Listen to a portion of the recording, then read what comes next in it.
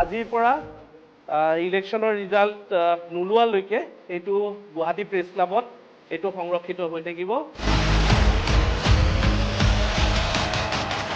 আজি আমি যি এই সমীক্ষা 2026-ৰ মেজিকেল প্ৰেডিকশ্যনৰ কাৰণে বাকচ ইতিমধ্যে তলাবন্ধ কৰিলোঁ আৰু 7টা সংবাদ মাধ্যমৰ যি বিষয়ববীয়া আছে তেওঁলোকে তলাবন্ধ কৰিলে।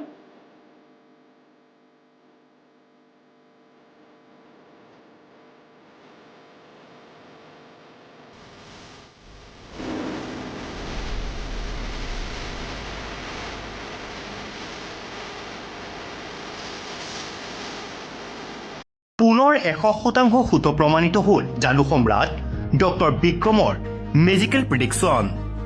2026-ৰ অসম বিধানসভা নিৰ্বাচনত 100% শুদ্ধ আৰু সঠিক ফলাফল আগতীয়াকৈ প্ৰকাশ কৰি চতুৰ্থবাৰলৈ ইতিহাস ৰচিলে যাদু সম্ৰাট ডক্টৰ বিক্ৰমে। মেজিচিয়ান, এষ্ট্ৰলজাৰ, বাস্তু এক্সপাৰ্ট, ৰেকি গ্ৰেণ্ডমাষ্টাৰ ডক্টৰ বিক্ৰম তালুকদাৰৰ সৈতে নিউজ এনি 365-ৰ এক্সক্লুচিভ ইণ্টাৰভিউ। নমস্কাৰ, স্বাগতম জনাইছোঁ নিউজ এনি 365লৈ। পুনৰ প্ৰমাণিত হ'ল 100% প্ৰমাণিত হ'ল নিৰ্বাচনৰ ফলাফল। এই ফলাফলৰ যি ভৱিষ্যতবাণী কৰিছিলে যাদু সম্ৰাট বিক্ৰম তালুকদাৰে, তেওঁ এতিয়া বৰ্তমান উপস্থিত আছে আমাৰ লগতে। জানোৱা হওক কেনেকে এইটো সম্ভৱ কৰি তুলিলে। স্বাগতম জনাইছোঁ আমাৰ অনুষ্ঠানলৈ। কেনেকে সম্ভৱ এইটো হ'ল? মই প্ৰথমতে দৰ্শকসকলক ধন্যবাদ জ্ঞাপন কৰিছোঁ নিউজ এনি 365-ৰ। আৰু এইটো এটা মেজিকেল প্ৰেডিকশ্যন। মেজিকেল প্ৰেডিকশ্যনত আমি বিভিন্ন ধৰণৰ মেজিকেল ফৰ্মুলা, জ্যোতিষ শাস্ত্ৰ, নিউমৰলজি, তাৰোপৰি আমি ফিল্ড ভিজিটত যাওঁ। আমি প্ৰত্যেকটো ঠাইলৈ যাবলৈ চেষ্টা কৰোঁ, প্ৰত্যেকজন ব্যক্তিক লগ ধৰিবলৈ চেষ্টা কৰোঁ আৰু এই সকলোবোৰ সমীক্ষা মিলাই আমি এটা সিদ্ধান্তত উপনীত হওঁ, যিটোৰ বাবে এই গোটেইখিনি বস্তু শুদ্ধ প্ৰমাণিত হয়। যথেষ্ট কষ্ট হয় চাগে ফিল্ড যি ৰিপৰ্ট কৰে আপোনালোকে, কিন্তু তাতেও আছে যাদুৰ দেশ বুলি কোৱা যাদুৰ দেশ বুলি কোৱা অসমৰ কিবাটো আছে তাতে। আপুনি ইমান সঠিক হয় হয় মানে চাওক, কষ্টটো নিশ্চয় হ'ব আৰু অজস্ৰ ঠাই ঘূৰা যায়। আমি এই লাষ্ট 2 মাহ আমি গাড়ীতে শুইছোঁ, গাড়ীতে খাইছোঁ বুলি ক'লেও ভুল নহয়। অলপ সময়ৰ কাৰণে হোটেল বুক কৰা যায় যদিও হোটেলত থাকিবলৈ আমি সুবিধাখন নাপাওঁ, কাৰণ নিশা 2টা বজালৈকে 3টা বজালৈকে কেম্পেইন শেষ কৰাৰ পিছত তেওঁলোকৰ লগত বহি আকৌ বৈঠক কৰি আমি আহি ৰুম পাওঁতে আকৌ নেক্সট কেণ্ডিডেট এজনৰ লগত আমি ৰাতিপুৱা 6 বজাৰ পৰা ওলাই যাব লাগিব। 6 বজাৰ পৰা ওলাই যোৱাৰ আগতে আমি প্ৰস্তুতি কৰি 4 বজাত উঠিব লাগিব। হাৰ্ডলি 2 ঘণ্টা বা 3 ঘণ্টা শুবলৈ সময় পায়, তেনেকুৱা ধৰণৰ কষ্ট হয়। আমি যেতিয়া এটা বস্তু আমি নিৰীক্ষণ কৰোঁ, আমি অবজাৰ্ভ কৰোঁ, আমি জানিবলৈ চেষ্টা কৰোঁ, তাৰ ওপৰত তীক্ষ্ণ দৃষ্টি ৰাখোঁ, তেতিয়াহ'লে সেইটো বস্তু আমি গম পাওঁ যে এইটো বস্তু এনেকুৱা ধৰণৰ ৰূপ ল'ব পাৰে বা এইটো এনেকুৱা ধৰণৰ আহিব পাৰে। তো ঠিক তেনেকে আমি মেজিকেল প্ৰেডিকশ্যনত অবভিয়াছলি মেজিক আছে, ইয়াতে মাইণ্ড ৰিডিঙৰ গোটেই কথাবোৰ আছে, মেণ্টেলিজিমৰ কথাবোৰ আছে, মেজিকেল ফৰ্মুলাজ আছে। এই গোটেইবোৰ যুগুত কৰি এটা গোটেইবোৰ ডট মিলোৱা যায়, তাৰপিছত কিবা এটা ৰূপ আহে, সেই ৰূপটোৱে একুৰেট হয়। কি আছিল আপোনাৰ প্ৰেডিকশ্যন এইবাৰ? এইবাৰ আমি প্ৰেডিকশ্যনত আমাৰ দলিলখনত মই যিখন দলিল অলৰেডি মই প্ৰত্যেকবাৰ এখন দলিলত বাকচ এটাত মই বন্ধ কৰি থওঁ ইলেকশ্যনৰ ৰিজাল্ট দিয়াৰ আগত। এইবাৰ আমাৰ অলপ পলম হৈছিলে, কাৰণ পলম হোৱাৰ কাৰণটো এটা আছিলে যে এইবাৰ ইলেকশ্যন কমিশ্যনে এটা নিৰ্দেশনা দিছিলে, নিষেধাজ্ঞা জাৰি কৰিছিলে যে কোনো ধৰণৰ এক্সিট পোল, সমীক্ষা বা কোনো ধৰণৰ এনেকুৱা ধৰণৰ প্ৰেডিকশ্যন 29 তাৰিখৰ নিশালৈকে কৰিব নোৱাৰে বা ক'ব নোৱাৰে। চ' সেইটোৰ কাৰণে আমি ৰ'বলগীয়া হ'ল তেওঁলোকৰ নিষেধাজ্ঞাক সন্মান জনাই। সেই নিষেধাজ্ঞা আঁতৰাৰ লগে লগে আমি নেক্সট দিনাই আমি বাকচ তলাবন্ধ কৰিছিলোঁ আৰু যোৱাকালি আমি খুলিছোঁ। এই মই দেখুৱাব বিচাৰিছোঁ এইখন সেই দলিলখন, আৰু সেই দলিলখনত মই 2 তাৰিখে পূৰ্বানুমান কৰিছিলোঁ, মই ভৱিষ্যতবাণী বুলি কয় বা মোৰ প্ৰেডিকশ্যন বুলি কয়, বিশেষ সঠিক আছিলে। BJP 82, Congress 19, Asom Gana Parishad 10, BPF 10, AIDF 2, ৰাইজৰ দল 2 আৰু আদাৰ্ছ 1। লগতে মই আৰু এটা নোট লিখি থৈছিলোঁ, অসম জাতীয় পৰিষদ +-1 নট কনফাৰ্ম, কাৰণ লুৰিণজ্যোতি গগৈ ডাঙৰীয়াৰ মই গোটেই সমীক্ষাখিনি মই আশা কৰিছিলোঁ কাৰণ তেওঁ এটা ভাল যুঁজ দিছিলে আৰু সেই হিচাপে একেবাৰে নেৰো মাৰ্জিনত 8-9 হাজাৰৰ মাৰ্জিনত ইফাল সিফাল হৈছে ময়ো উইনিং প্ৰবেবিলিটিটো ময়ো ধৰিছিলোঁ খুব বেছি 2000 বা 3000 ডিফাৰেঞ্চ আছে মই বহুতবাৰ সংবাদ মাধ্যমত বহু ইণ্টাৰভিউত মই এইটো কথা কৈছিলোঁ চ' সেইটো মই কনফাৰ্ম নাছিলোঁ যে সঠিকভাৱে ক'ব পাৰিম কিন্তু সেইটো একদম ল' মাৰ্জিন আৰু যিসকলে ৰাজনীতিৰ লগত জড়িত যিসকলে পলিটিকেল ৰিপৰ্টিং কৰে তেওঁলোকে বুজিব পাৰিব যে যেতিয়া মাৰ্জিন 10,000তকৈ কম হয় সেইটো মাৰ্জিন নেক্সট টু ইম্পচিবল হৈ পৰে বাকি 10,000ৰ ওপৰৰ মাৰ্জিনবোৰ ক'বলৈ সুবিধা হয় তাতে কোনো ধৰণৰ দুমোজা নাথাকে কিন্তু যেতিয়া আপোনাৰ মাৰ্জিন 10,000ৰ পৰা নামি আহে 10,000ৰ ভিতৰত থাকে সেইটো বৰ কঠিন হয় 10,000ৰ মাৰ্জিনবোৰ আটাইতকৈ টাফেষ্ট আৰু লুৰিণজ্যোতি গগৈ ডাঙৰীয়াৰ যিটো সমষ্টি সেইটো সমষ্টিত সেই 10,000ৰ লোৱাৰ মাৰ্জিন হোৱাৰ কাৰণে আটাইতকৈ ডাঙৰ ইছ্যু আছিলে এইবাৰ কিভাৱে বা মুখ্যমন্ত্ৰী হিমন্ত বিশ্ব শৰ্মাৰ নেতৃত্বত ৰাজ্যৰ কেনেকুৱা হ'ব খুব দ্ৰুতগতিত কামবোৰ হ'ব এইবাৰ এষ্ট্ৰলজিকেলি হিমন্ত বিশ্ব শৰ্মা ডাঙৰীয়াৰ খুব ভাল যোগ আহি আছে 2027ত খুব তেওঁ দৃঢ়তাৰে কাম কৰিব পাৰিব খুব বলিষ্ঠ পদক্ষেপ ল'ব তেওঁৰ নেতৃত্বত খুব কঠোৰ কিছুমান সিদ্ধান্ত লোৱা হ'ব যিবোৰ সিদ্ধান্ত হয়তো সকলোৰ বাবে গ্ৰহণযোগ্য নহ'বও পাৰে কিন্তু সেইবোৰ শেষত হয়তো অদূৰ ভৱিষ্যতে সেইটো এটা ডাঙৰ পৰিৱৰ্তন আনিব বা অসমৰ বাবে মানে অসমৰ কাৰণে খুব ভাল এটা দিশ কঢ়িয়াব কিন্তু এইখিনিতে এটা কথা লক্ষ্য ৰাখিব লাগে যেতিয়া আমি ফুল থ্ৰটেলত কাম কৰোঁ মানে ফুল কেপাচিটি বা ফুল অপটিমিজমত কাম কৰোঁ তেতিয়া কিছুমান আমাৰ শত্ৰুতা বাঢ়ে সেয়েহে মোৰ গণনাৰ মতে 2027টো তেওঁ যদিও ভালকৈ কাম কৰিব তেওঁৰ একদম চবতছে বেষ্ট টাইম ফৰ্মত থকা টাইম বুলি ক'ব পাৰি কিন্তু তথাপিও তেওঁ সতৰ্কটো অহা ভাল লাইফ থ্ৰিটেনিং ইভেণ্টছ হোৱাৰ সম্ভাৱনা আছে মই এইটো অন কেমেৰা কৈছোঁ যদিও এইটো ৰাখিব পাৰে শত্ৰু বৃদ্ধি হ'ব তেওঁৰ ওপৰত যিখিনি ধৰক চাপ আছে সেই চাপবিলাক প্ৰেছাৰ তেওঁৰ বাঢ়িব সেইখিনি হোৱাৰ কথা আছে যেতিয়া এইটো এটা স্বাভাৱিক যেতিয়া আমি ধৰক গাড়ী এখন লাহেকৈ চলাওঁ আৰামত চলাব পাৰিম যেতিয়াই গাড়ীখনৰ আমি স্পীড বঢ়াই দিওঁ আমাৰ কনচিয়াছনেছটো আমাৰ ফ'কাছটো আমাৰ কনচেন্ট্ৰেশ্যনটো খাই হ'ব লাগে যদি অলপ মানুহ ইফাল সিফাল হয় এক্সিডেণ্ট হোৱাৰ সম্ভাৱনা থাকে ঠিক তেনেকৈ হিমন্ত বিশ্ব শৰ্মা ডাঙৰীয়াৰ এই যিটো নতুন কাৰ্যকাল আৰম্ভ হ'ব সেইটো খুব এটা ভাৰ্চেটাইল হ'ব খুব বিভিন্ন ধৰণত বস্তুবোৰ হ'বগে আৰু বহু ডাঙৰ ডাঙৰ ডিচিশ্যনবোৰ আহিব এইবাৰ পলিটিকেল এছাইড ৰাখি পেলাই মই যদি এইবাৰ এটা বহুত ডাঙৰ দুৰ্যোগত ভোগে অসমবাসী সেইটো হৈছে বানপানী আৰু তেনেকুৱা এইবাৰ কিভাৱে প্ৰকৃতিৰ তৰফৰ পৰা কি ভৱিষ্যতবাণী কৰিছে চাওক এইটো প্ৰকৃতিৰ কথাটো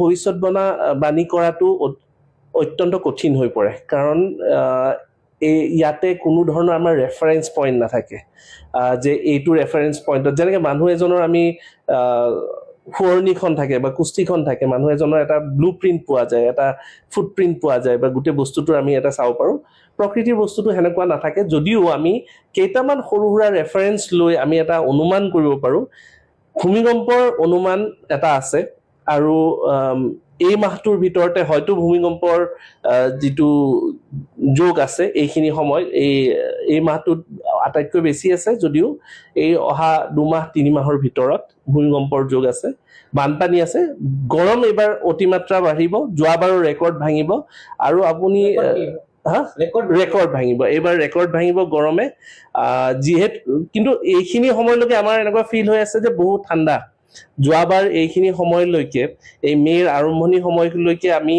ধৰক যিটো ধৰণৰ গৰম পাব লাগিছিলে সেই গৰম পোৱা নাই আৰবান এৰিয়াটো পোৱা নাই আৰু যিবোৰ ভিতৰুৱা অঞ্চল আছে সেইবোৰতো সিমান গৰম এতিয়ালৈকে অহা নাই কিন্তু এইবাৰ জুন জুলাই আগষ্ট আটাইতকৈ গৰম হ'ব গৈ আছে সেইকাৰণে সাজু হ'ব হ'লে হিট ষ্ট্ৰ'কত বহুতৰে ক্ষতি হ'ব পাৰে তো প্ৰকৃতিৰ ফালৰ পৰাই বানৰ আছে যদিও বানটোতো আমাৰ মানে অসমৰ কাৰণে বানপানী মানে অবিচ্ছেদ্য অংগস্বৰূপ চ' তাৰ নিশ্চয় আমি আগতীয়াকৈ হেৰি কৰাটো ভাল এইবাৰ আপুনি এষ্ট্ৰলজিষ্টো হয় চ' আপুনি পাৰিবাৰিক যে সমস্যা থাকে সেইবোৰ চাইনে?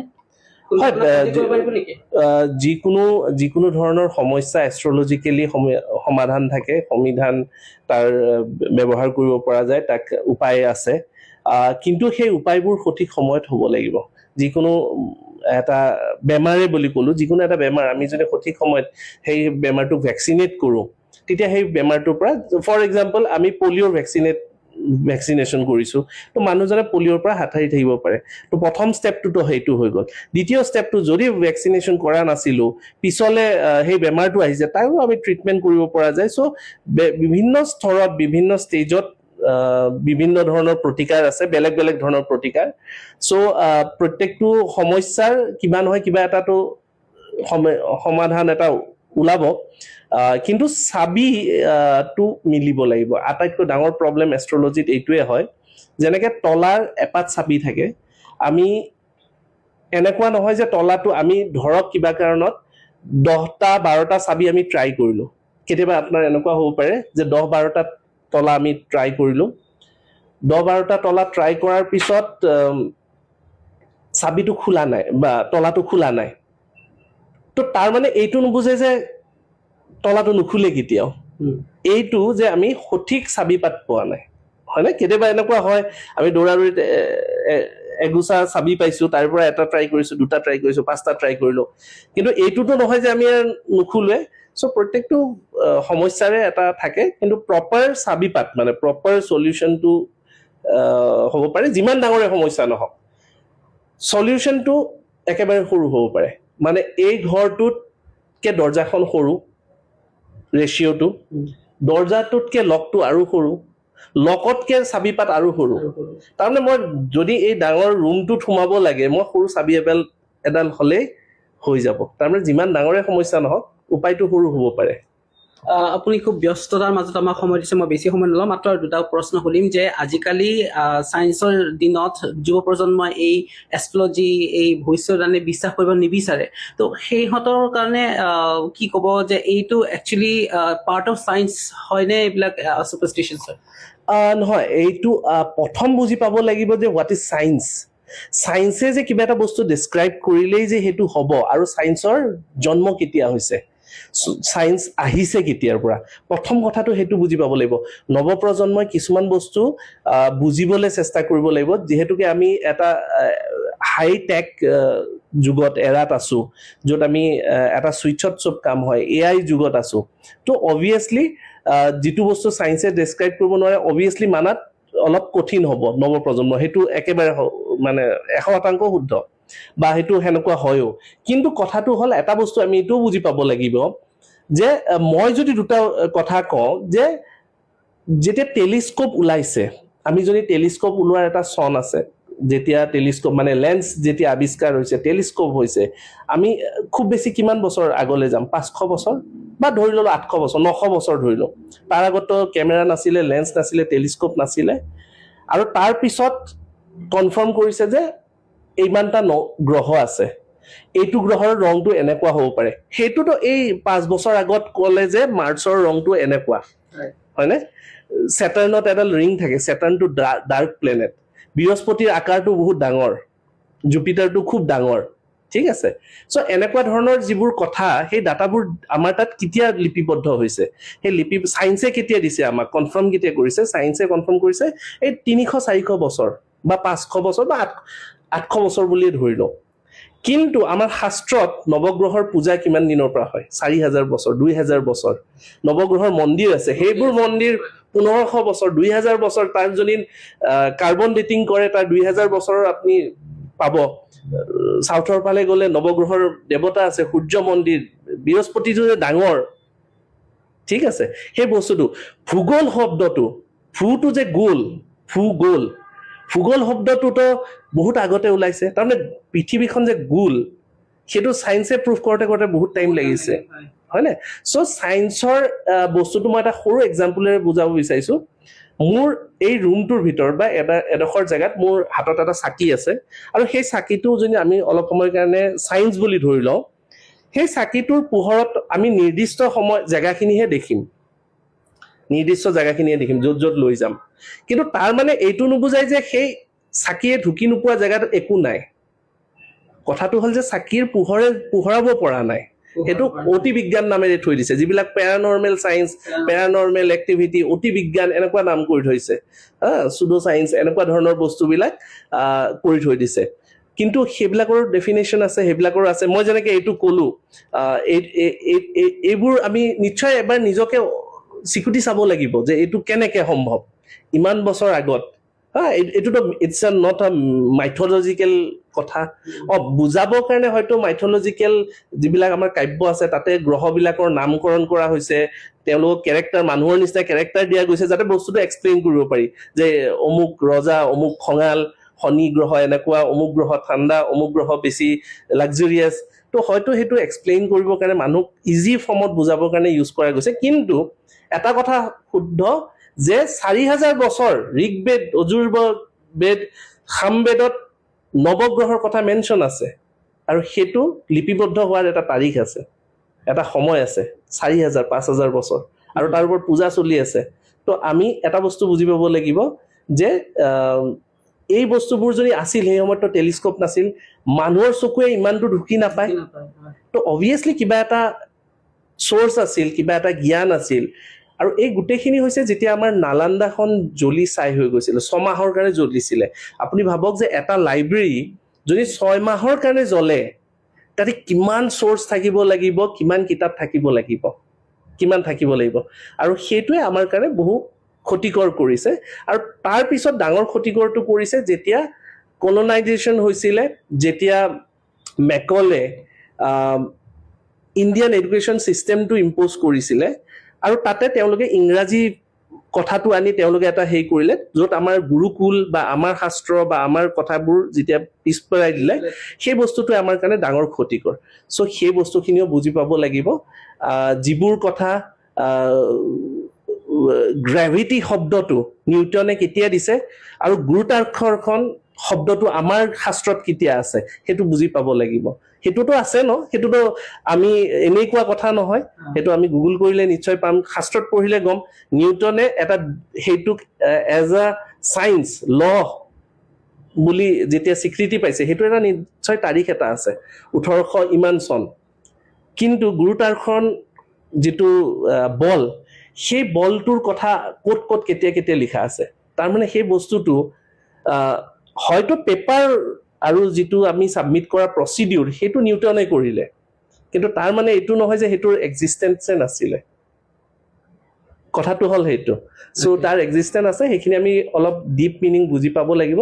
আৰু অবভিয়াছলি হেল্প হ'ব, প্ৰত্যেকৰে হেল্প হ'ব, কাৰণ চবৰ লাইফত এপ্লাই হয়। আমি বিশ্বাস কৰোঁ বা নকৰোঁ, আমি যেনেকৈ ৰ'দক বিশ্বাস কৰোঁ বা নকৰোঁ, ৰ'দে আমাক এপ্লাই বডিত আহিবই, আমাক হেল্প কৰিবই। তো সেইকাৰণে বিশ্বাস কৰা অবিশ্বাস কৰা সেইটো ব্যক্তিগত কথা, ফেক্ট ইজ ফেক্ট। সদুতে শেষত মোৰ অন্তিম প্ৰশ্ন হ'ব যে আপুনি বাস্তু আৰু ৰেইকি এক্সপাৰ্টো হয়। চ' বাস্তু আৰু ৰেইকিৰ কিমান গুৰুত্ব আছে, আৰু এজন মানুহে কেনেকে বাস্তু এপ্লাই কৰিব লাগে লাইফত? খুব ইম্পৰ্টেণ্ট হয়। বাস্তু আটাইতকৈ ইম্পৰ্টেণ্ট ফেক্টৰ। আমাৰ আগৰ দিনত যিবোৰ মঠ মন্দিৰ, ঘৰ, যিবোৰ ৰজাৰ মহল হওক, কিলা হওক, সেই প্ৰত্যেকটো বাস্তু অনুযায়ী বনাইছিলে, আৰু সেই হিচাপে ফল পাইছিলে। বাস্তুটো কাৰেক্ট হোৱাটো খুব দৰকাৰ। বাস্তুটো এটা চাইণ্টিফিক বেছ আছে, আৰু এই চাইণ্টিফিক বেছটো যেতিয়া আমি আমাৰ ঘৰত এপ্লাই কৰোঁ, সেই বস্তুটোৰ আমি পাওঁ। বাস্তু ভুল হ'লে বহু ধৰণৰ অশান্তি, বহু সমস্যা, বহু খেলি মেলি জীৱনটোত আহিব পাৰে, আৰু সেইটো এটা মানুহে নিশ্চয় গম পাব। আমি যেনেকে আমাৰ কিছুমান মান্যতা আছে ন, মানুহ এজন উত্তৰ মূৰ কৰি নুশুৱে, মানুহ এজন ঢুকালে মানুহক উত্তৰ মূৰে মূৰটো কৰি ৰাখে। চ' এইবিলাক আমাৰ শাস্ত্ৰত আছে, এইবিলাক নিয়ম আমাৰ শাস্ত্ৰত আছে। মানুহে সাধাৰণতে শুলে উত্তৰ মূৰ কৰি নুশুৱে, শুব এলাও নকৰে।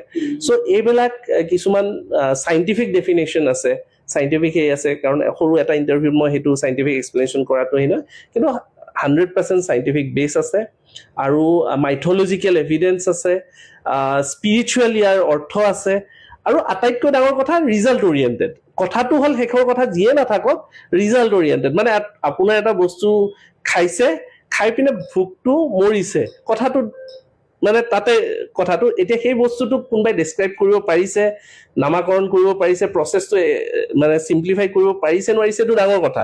কথাটো হ'ল যে আপোনাৰ কামটো সিদ্ধি হৈছে নে নাই।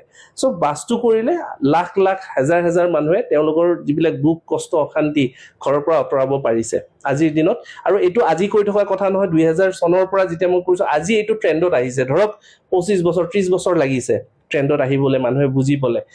আজিৰ দিনত বাস্তুৰ চাই মানুহে গোটেই ঘৰখন কৰি আছে, কিনিলে বাস্তু চাইছে, বাস্তুৰ পূজা কৰিছে, ভূমি পূজন কৰিছে, সেইটো ভাঙি নতুন বনাইছে, ৰিন'ভেশ্যন কৰিছে, বাস্তু কমপ্লায়েন্স গোটেই বস্তুখিনি কৰিব বিচাৰিছে, বিল্ডাৰজনক প্ৰেছাৰাইজ কৰিছে যে বাস্তু কমপ্লায়েন্স হয় নে নহয়। চ' আজি এইটো ট্ৰেণ্ডত আহিছে। অকল যে ট্ৰেণ্ডত আহিছে কাৰণে মানিব লাগে নহয়, তাৰ বেছ আছে আৰু ডাটা আছে। অলপ আমি খালি চাবৰ কাৰণে চেষ্টা কৰিব লাগিব যে তাৰ কিবা এটা বেছ আছে নে নাই। অবভিয়াছলি তাৰ নিশ্চয় বেছ এটা থাকিব আৰু সেইটোৰে আমি নিশ্চয় পাম।